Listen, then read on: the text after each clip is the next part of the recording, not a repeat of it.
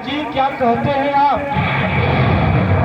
मैं समुद्र को पी जाओ, लंका को रसातल में डुबो डालो, या कहो मैं रावण को मार डालो। हनुमान जी अपने आपे से बाहर हो जाते हैं। जामुन जी ने कहा पहले तुम नीचे आओ। हनुमान जी ने छोटा रूप किया, बोले तुम्हें रावण को नहीं मारना है, तुम्हें बस जाके सीता मैया का पता लगा के आना है, बस कुछ मत करना, बस सीता मैया के दर्शन पाकर चले आओ। रावण को मारने का श्रेयस्कर कार्य प्रभु श्री रामचंद्र जी का है, और वो चाहते तो रावण को कब का मार दिए होते। ये तो हम वानरों का सम्मान बढ़ाने के लिए ऐसा कार्य कर रहे हैं। हनुमान जी उड़े समुद्र में, उनके समक्ष कुछ बाधाएं आई। जैसे आज के जमाने में समुद्र में रडार, जमाने में जो है आज के समय में समुद्र में रडार फिट होते हैं, बाहर से कौन सी जहाज आ रही है, क्या आक्रमण हो रहा है पता चल जाता है। उस समय भी रावण के राज्यकाल में समुद्र में सुरक्षा के लिए सिंगिका नाम की राक्षसी रहा करती थी, सुरसा थी, मैनाक पर्वत थी। तीनों लोगों से हनुमान जी मिलते हुए आगे जाकर लंकिनी से मिलते हैं। आगे जाए लंकिनी रोका, मारे हुलात गई सुरलोका। लंकिनी जान गई कि भगवान के दूत आ गए, अब रावण का विनाश होने का समय आ गया। उन्होंने प्रणाम किया उस लंकिनी ने हनुमान जी को और कहा क्या? प्रविशि नगर की जय सभी काजा, हृदय राखी कौशलपुर।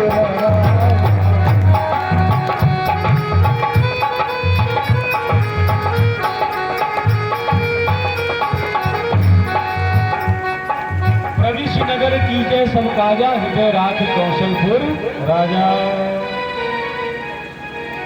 हनुमान जी पूरी लंका का भ्रमण किए। रात्रि के समय में सीता जी कहीं दिखी ही नहीं। सुबह होते होते विभीषण भगवान का घर दिखता है, विभीषण जी का। अब ये सोचिए कि विभीषण जी के घर को देखकर पहचान जाते हैं हनुमान जी, ये किसी भगत का घर है। भगत के घर का क्या लक्षण होता है? भगत के घर का लक्षण है कि उसके घर में तुलसी पाई जाती है। रामायुध अंकित गृह, रामायुध अंकित गृह, यानी राम के जो है धनुष बाण चक्र शंख सब दीवालों में जो है छपे हुए थे, राम नाम लिखा हुआ था। और विभीषण जी जब जगे तो जगते ही उनके मुख से जो राम नाम का उच्चारण होने लगा, अरे सीताराम गाइए, सीताराम गाइए, सीताराम गाइए, सीताराम गाइए।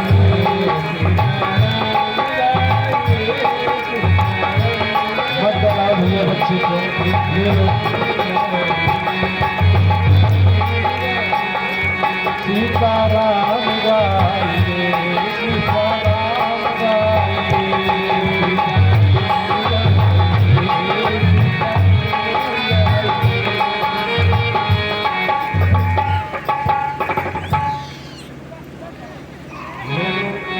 बच्चों को मत बुलाओ, बालक ईश्वर समान होते हैं।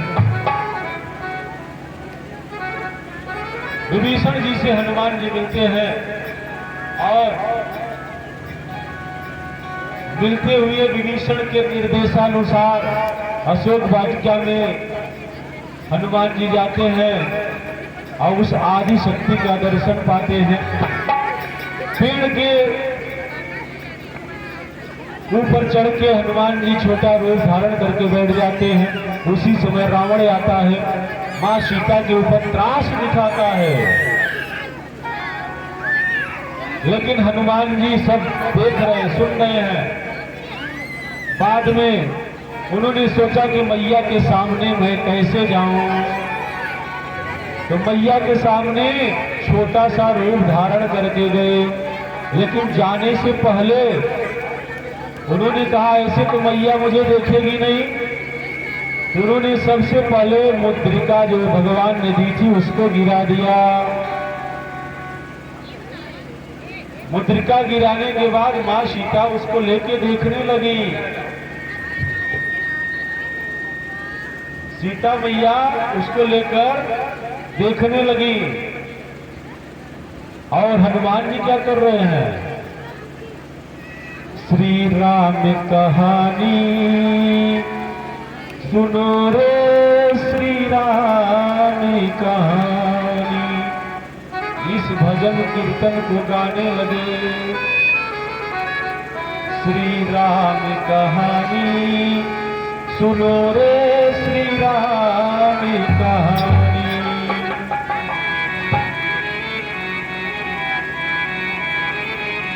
श्री राम जय जय राम, श्री राम जय राम, श्री राम जय जय राम, श्री राम जय जय राम।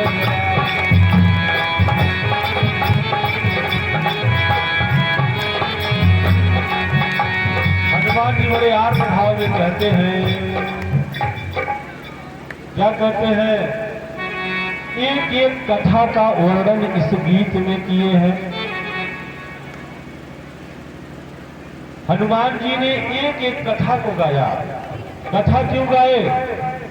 क्योंकि जब कथा मैया सुनेगी उसको भरोसा हो जाएगा कि ये भगवान राम के द्वारा ही भेजा गया दूत है। श्री राम कहानी सुनो रे राम,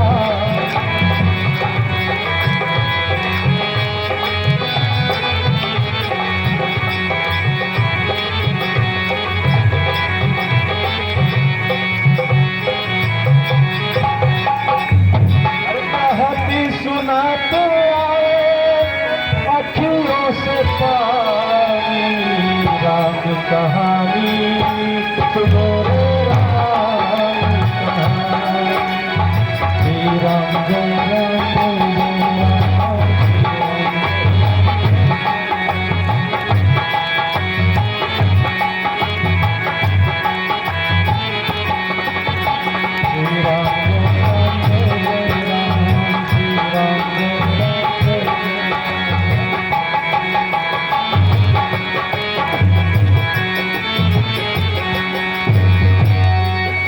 भजन को यही प्रणाम करेंगे। समय कम है, अभी मौका मिलेगा तो एक प्रसंग पर विस्तृत चर्चा करेंगे। इस प्रकार से हनुमान जी माता जी के सामने जाते हैं, दर्शन पाते हैं। कुछ दूत जो है फल खाने की वजह से हनुमान जी को बांध के रावण के सामने ले जाते हैं। प्रसंग अच्छे हैं, लेकिन 9 दिन में कथा जो है नहीं पूर्ण हो पाती। हनुमान जी रावण को अपने बल और पौरुष को दिखाते हैं और इस प्रकार मां का आशीर्वाद लेकर के वापस समुद्र इस पार चले आते हैं।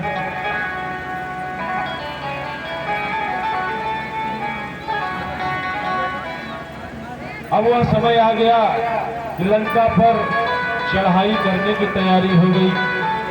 समुद्र पर पुल बांधते हैं और इस बार आ जाती है सेना।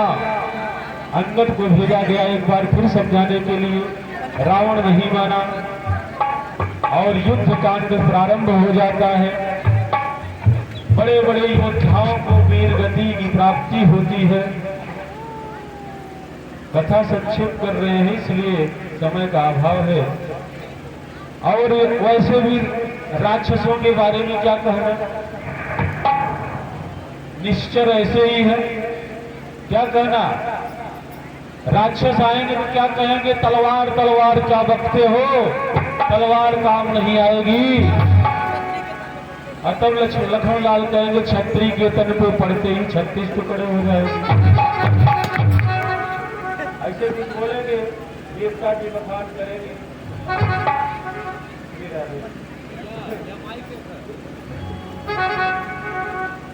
लखनलाल राधे राधे। इस प्रकार से बड़े बड़े महारथियों को युद्ध भूमि में मार गिराया जाता है और युद्ध भूमि में लाशों पर लाशें गिरती हैं। भगवान के नेतृत्व में युद्ध जो है घमासान हो रहा है।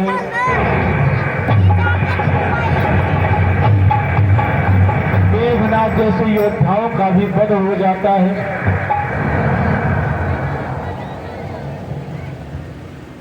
अब वह दिन आ गया कि कुंभकर्ण आज बड़े बड़े राक्षस मारे गए हैं और कुंभकर्ण तो इतना बलशाली था कि चाहता तो पूरी सेना खा जाता, लेकिन कुंभकर्ण की महिमा जो थी चाहे जैसी रही हो, वो भी भगवान का भक्त था। रावण को समझाते उसने भी कहा था, महाराज तुम अपने स्वाभिमान और सम्मान में आज जगत जननी सीता मैया का हरण कर लिए हो, अपने मोह बस, और तुम लंका की प्रजा को क्या तुम दोषी ठहराते हो? विभीषण ने समझाया, तुम्हें समझ में नहीं आया। भाभी मंदोदरी ने समझाया, तुम्हें समझ में नहीं आया। तुम मोह के वशीभूत हो गए हो। रावण ने कहा तो तुम भी मेरी तरफ से युद्ध नहीं करोगे? उसने कहा नहीं भैया, समझाना मेरा धर्म था, मैं आपकी तरफ से युद्ध भूमि में जा रहा हूं। अगर नहीं लौटूंगा तो समझ लेना नारायण का अवतार हो गया और जा करके उनके चरणों में शरण ले लेना, आपको क्षमा कर देंगे। कुंभकर्ण युद्ध भूमि में गया, मारा गया। रावण तो सब जानता था, रावण को क्या नहीं पता था, सब जानता था, त्रिकालदर्शी था, उसके जैसा पंडित कोई नहीं था, ज्ञानी कोई नहीं था। रावण एक स्थान में कहता है कि मेरी ड्योढ़ी पे चढ़ने से 14 भुवन थर्राता है। यम, इंद्र, वरुण, कुबेर मेरे घर पानी भरते हैं। अब इतना ही नहीं है, धात गगन से धरा तलक, यह शान शौक मुझ में ही है। आज्ञाकारी है सूर्य चंद्र, आज्ञाकारी है सूर्य चंद्र, यह भी शान शौक मुझ में ही है। और सुनिए, गुस्सा पंडित गुस्सा जोधा दुनिया में और न दूजा है। सिर काट काट के शंकर को विधिवत पूजा है। रावण जैसा पराक्रमी कोई नहीं था भैया। चलता हूं तो जमी कांपती है जैसे मतवाला गजेंद्र अपने पांव से कमल की डंडी को दबा रहा है। जिसके महल के सामने आकर ब्रह्मा वेद पढ़े, जिस लंका में झाड़ू लगाने का काम हनुमान जी के जनक पवन देव करें, जिसके यहाँ पानी भरने का काम इंद्र आदि देवता करें, वो कोई साधारण प्राणी नहीं था। ब्रह्मा जी आकर वेद का उच्चारण करते थे रावण के घर के सामने। जिसके कारागार में काल उल्टा लटका हुआ है और जिसके कारागार बंदी खाने में यमराज भी शरण लिए हुए है, साधारण रावण नहीं था। और जब साधारण नहीं था तभी तो भगवान को आना हुआ। इस प्रकार से वह दिन आता है, वह समय आता है कि राम और रावण का युद्ध होता है। राम और रावण का युद्ध जब चल रहा होता है तो देवता भी आकाश मंडल में खड़े होकर उस घमासान युद्ध का दर्शन पा रहे होते हैं। रावण रथी विरथ रघुवीरा, रावण जो है रथ पे सवार होकर युद्ध कर रहा है, राम जी जमीन पे है। विभीषण जाकर कहते हैं प्रभु आप जमीन पर हैं, रावण रथ पे है, कैसे युद्ध होगा? राम ने कहा मैं सत्य रूपी जमीन पे खड़ा हूं विभीषण जी, विजय तो मेरी ही होगी। झूठ रूपी रथ पे खड़े होकर किसी भी व्यक्ति की विजय होने वाली नहीं है। कहने का मतलब है सत्य जो है परेशान होता है, पराजित नहीं होता है। झूठ जो है परेशान नहीं होता है, लेकिन वो पराजित हो जाता है। इसीलिए हमेशा सत्य का साथ दिया करिए। सत्य कहे तो भगवान का साथ दिया करिए। सत्यम परम धीमहि, भगवान सत्य के अवतार हैं, उनको सत्य नारायण कहते हैं। इसीलिए लोग कथा सुनते हैं तो कहते हैं बोलो सत्य नारायण भगवान की जय। तो महाराज रावण और राम का घनघोर युद्ध शुरू हो जाता है। रावण कई प्रकार से युद्ध करता है और राम चाहते तो एक बाण में रावण को मार देते, लेकिन रावण को युद्ध करने का पूरा मौका देते हैं। उसको ये न लगे कि मैंने अच्छे से युद्ध नहीं किया। राम भगवान रावण को कैसे मारे थे? जब ये पूछा गया तो उन्होंने कहा कि ऋषियों के संतापों ने रावण का वध किया था, मैंने नहीं इसको मारा था। मेरे बाणों ने रावण को नहीं मारा, बल्कि ऋषियों के संताप ने इसको मार दिया। और कई दिनों तक राम और रावण का युद्ध चलता रहा और वह समय आ गया जब किसी के मरने का समय आता है तभी मरता है।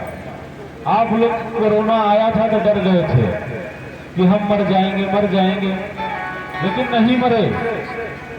अब कोरोना के बाद न जाने कितने मर गए। तो सही समय पर आएगा, यानी हानि लाभ जीवन मरण यश विधिया।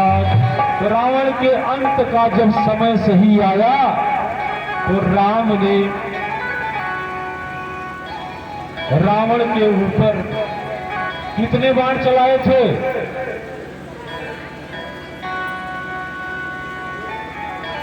31 बाण चलाए थे एक साथ में। 20 भुजा, 10 सिर और 1 प्राण, 31 सर एक साथ चलाए। कुछ संत लोग कहते हैं कि आखिर राम जो है इतनी देर तक रावण को क्यों नहीं मारे?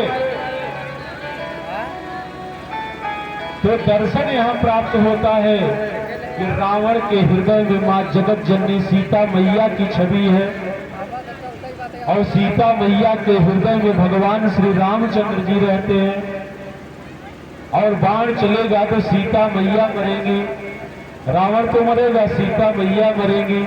और सीता मैया मरेगी तो जगत के पालनहार मर जाएंगे, और जगत के पालनहार मरेंगे तो सारी सृष्टि समाप्त हो जाएगी। इसलिए भयानक युद्ध करके सबसे पहले रावण के हृदय से मां सीता का स्थान हटाते हैं। और जब रावण व्यकल हो जाता है और सीता मैया उसके हृदय से हट जाती है, तब जाके राम जो है रावण का वध करते हैं। बोलिए श्री रामचंद्र भगवान की जय। इस प्रकार से रावण का अंत होता है, असत्य पर सत्य की विजय होती है। रावण का वध हुआ, विभीषण रोने लगे। कितना भी हो तो भाई है, उनका अंतिम क्रिया किया गया।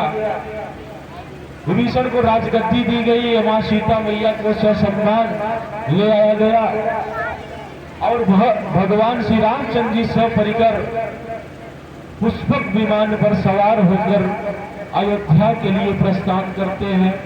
14 वर्ष बीत गए थे। भगवान जानते थे कि अगर एक दिन भी मैं विलंब कर दूंगा तो मेरा छोटा भाई भरत जीवित नहीं मिलेगा। इसलिए हनुमान जी को आगे भेज दिए कि आप चलते रहिए, तब तक मैं गंगा पूजन करके आ रहे हैं। हनुमान जी आगे जाकर भरतलाल जी को संदेश देते हैं। अयोध्या में खुशी की लहर दौड़ पड़ती है और इधर भगवान जो है थोड़ी ही देर बाद अयोध्या में उनका पुष्पक विमान उतरता है। बोलिए अयोध्यापुरी की जय, बोलिए श्री रामचंद्र भगवान की जय। त्वमेव माता च पिता त्वमेव, त्वमेव बंधु च सखा त्वमेव, त्वमेव विद्या द्रविड़ं त्वमेव, त्वमेव सर्वं देव देव। इस भाव से हाथ जोड़कर भगवान के श्री चरणों में प्रणाम करते हैं और भगवान को अयोध्या में जब उनका प्रवेश हुआ तो चारों तरफ खुशियां ही खुशियां थी। गली कूचों में दिए जल गए और उसी समय से दीपावली का त्योहार भी मनाया जाने लगा। भगवान को राजगद्दी वशिष्ठ भगवान ने दिया और अब भगवान को राजसत्ता देने के बाद और इस संक्षेप में भगवान की कथा सुनने के बाद हम अपने भी जीवन को भगवान के श्री चरणों में अर्पित करते हैं और प्रणाम करके यह प्रार्थना करते हैं, प्रभु आप अगर मुझे कुछ देना तो अपने श्री चरणों से मेरा प्रेम बना के रखिएगा। हमें कुछ नहीं चाहिए, ना चाहिए दुनिया की दौलत, ना चाहिए ठकुराई रे। हमें दुनिया की दौलत नहीं चाहिए, क्या चाहिए?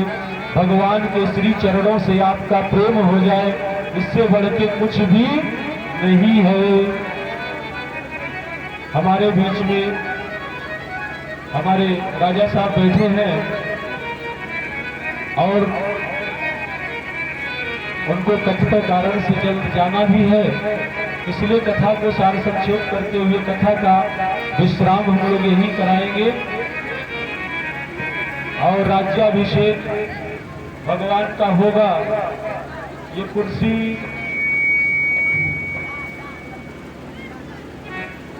भगवान की आरती, रामायण की आरती गाएंगे, मां शेरावाली जी की आरती आज गाएंगे, आशीर्वाद प्राप्त करेंगे और अपने अपने घर के लिए भगवान नाम संकीर्तन करते हुए चले जाएंगे।